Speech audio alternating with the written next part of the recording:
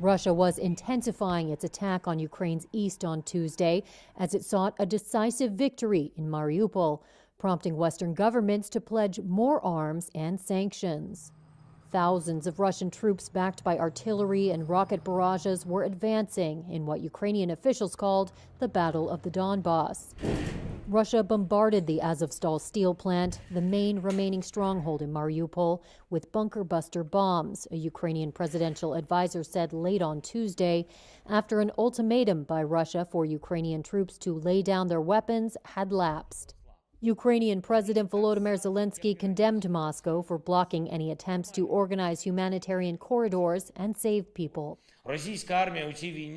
The Russian army will forever inscribe itself in world history as perhaps the most barbaric and inhuman army in the world, deliberately killing civilians, destroying residential quarters and civilian infrastructure, and using all kinds of weapons, including those prohibited by international conventions, is already the brand signature of the Russian army.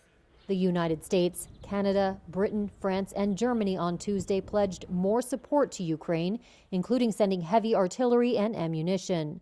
Pentagon spokesman John Kirby. I would just say, without getting into what other nations are providing, that they have received additional platforms and parts to be able to increase their fleet size, their aircraft fleet size. I think I'd leave it at that. In Mariupol, a humanitarian catastrophe has unfolded. Tens of thousands of residents have been trapped with no access to food or water, and bodies litter the streets.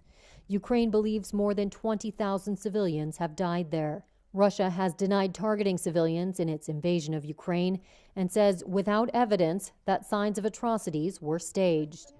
Video released by Ukraine's Azov battalion purported to show people living in the underground network beneath the steel plant, where they say hundreds of women, children, and elderly civilians are sheltering with diminishing supplies. We lost our home. We lost our livelihood. We want to live a normal, peaceful life. We want to get out of here. There are lots of children in here. They're hungry. Get us out of here, we beg you. We've already cried out all the tears we have. We can't cry anymore. Reuters could not independently verify where or when the video was shot. Shells and rockets also hit Kharkiv, Ukraine's second largest city, officials said, wrecking apartment blocks and other buildings.